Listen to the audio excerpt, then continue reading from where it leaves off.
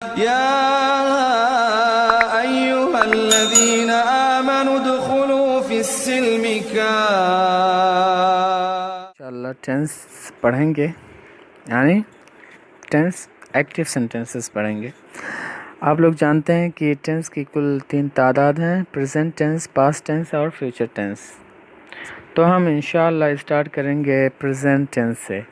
और आपको मालूम होना चाहिए कि प्रेजेंट में भी 4 प्रकार के सेंटेंसेस होते हैं।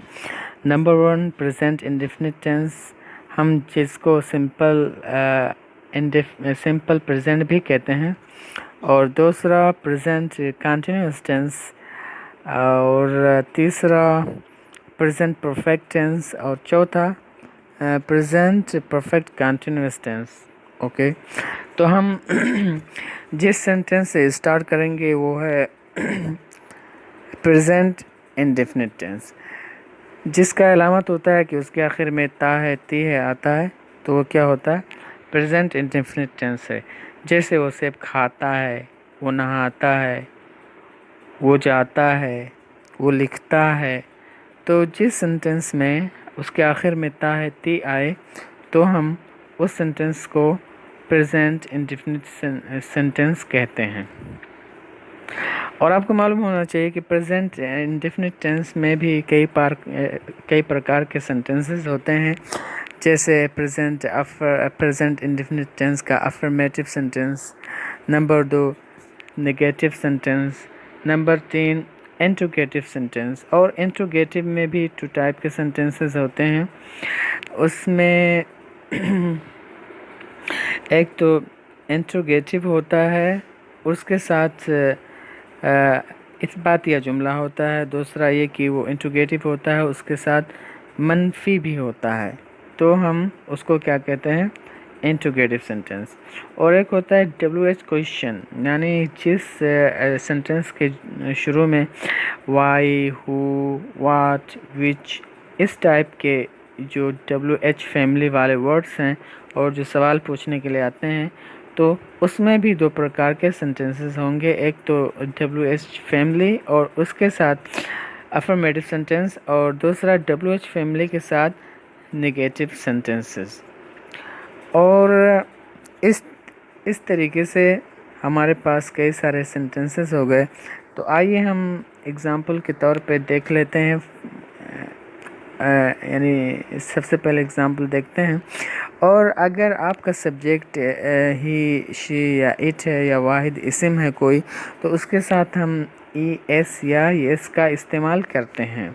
और अगर आपका सब्जेक्ट वी है या यू है या दे है या प्लूरल नाउन है, तो हम उसके साथ ES या S का इस्तेमाल नहीं करते हैं, बल्कि first form of the verb ही इस्तेमाल कर देते हैं। तो सबसे पहले हम प्रेजेंट इंडेफिनिट में क्या लिखते हैं, सब्जेक्ट लिखते हैं, उसके बाद प्लस V1 लिखते हैं, यानी वर्ब का फर्स्ट फॉर्म। ओके, उसके बाद अगर कोई ऑब्जेक्ट है तो हम ऑब्जेक्ट लिखते हैं।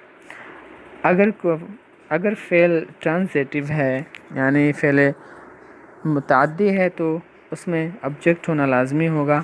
लेकिन अगर आपका फ़ेल इंट्रांसिटिव है, यानी फिर लाजिम है, तो उसमें ऑब्जेक्ट का आना कोई ज़रूरी नहीं है। तो आइए हम एग्ज़ाम्पल के तौर पे अब ले लेते हैं हर एक का एक मिसाल। जैसे ही ईट्स एन एप्पल, वो एक सेब खाता है। ओके, तो वो एक सेब खाता है। ही क्या है, सब्जेक्ट है, और ईट्स ये क्या है, वर्ब है। हम ईट के आखिर में एस इस्तेमाल किए हुए हैं क्योंकि ही के साथ यस या एस लगता है। एन एप्पल, एक सेब, वो एक सेब खाता है। ठीक है, अगर यहाँ पे होता शी तो आप कहते she eats an apple. Okay, अगर नाउन होता तो कहते Ahmad eats an apple. Ahmad एक सेब खाता है। तो इसी तरह से, तो ये हो गया प्रेजेंट इंडेफिनिट का अफर्मेटिव सेंटेंस। अगर यहाँ पर आई होता तो यहाँ पर ES नहीं लगता, बल्कि कहते आई ईट एन एप्पल। यहाँ पर एस लगाने की मतलब कोई ज़रूरत नहीं है। आप जान लीजिए ही, शी, इट और वाहिद इसम के साथ ही सिर्फ यस या एस लगता है, बल्कि अगर यू है, वी है या दे है या प्लूरल कोई नाउन है तो उसके साथ यस या एस नहीं लगता है। अब आइए हम देख लेते हैं प्रेजेंट इंडेफिनिट का negative sentence. He does not eat an apple, वो एक सेब नहीं खाता है। तो यहाँ पर क्या है, नेगेटिव सेंटेंस है यानी मनफी जुमला है। तो यहाँ पर हमने यानी डज़ का इस्तेमाल किया हुआ है। अगर यहाँ पर कोई वी होता या यू होता या दे होता या प्लूरल नाउन होता तो वहाँ पर हम डज़ ना लगा करके क्या लगाते, डू लगाते। तो हम कहते you do not eat an apple, तुम एक सेब नहीं खाते हो। इसी तरीके से अब आइए हम देखते हैं प्रेजेंट इंडेफिनिट के इंट्रोगेटिव सेंटेंस के ऐसे जुमले को जिसका जवाब हम यस या नो में दे सकते हैं। Does he eat an apple, क्या वो एक सेब खाता है।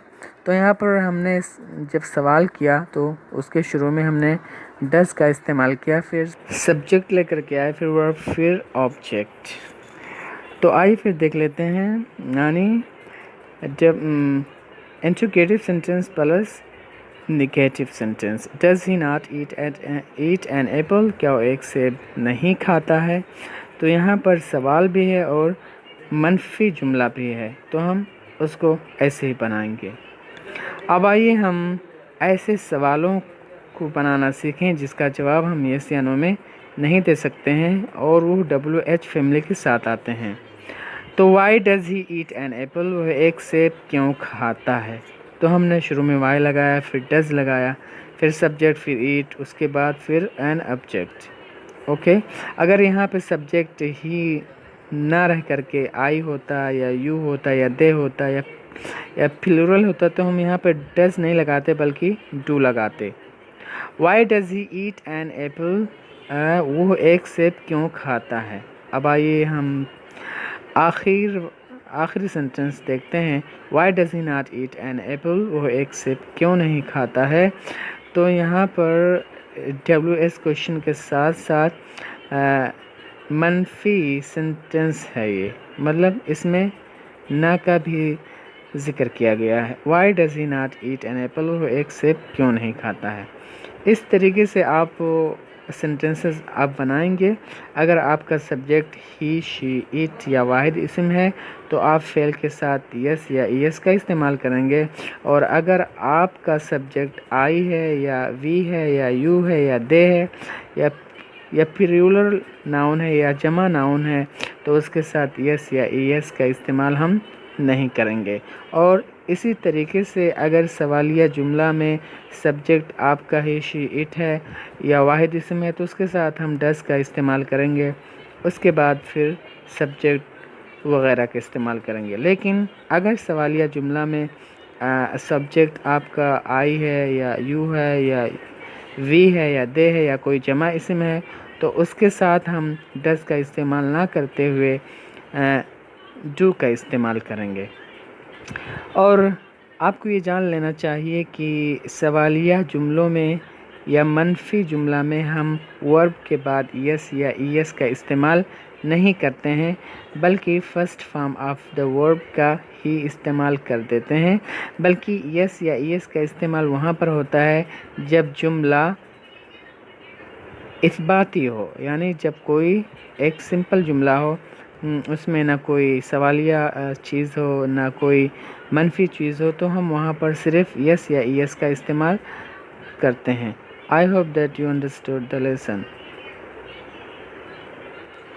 आइए मतलब थोड़ा सा होमवर्क लिख लेते हैं। वो आम खाता है, तुम आम नहीं खाते हो। हम सब बाज़ार क्यों जाते हैं, वो खाना क्यों नहीं खाती है।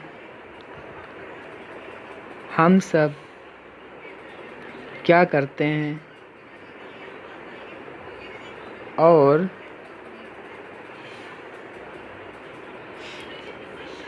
वो सब नाश्ता करते हैं 8 बजे सुबह।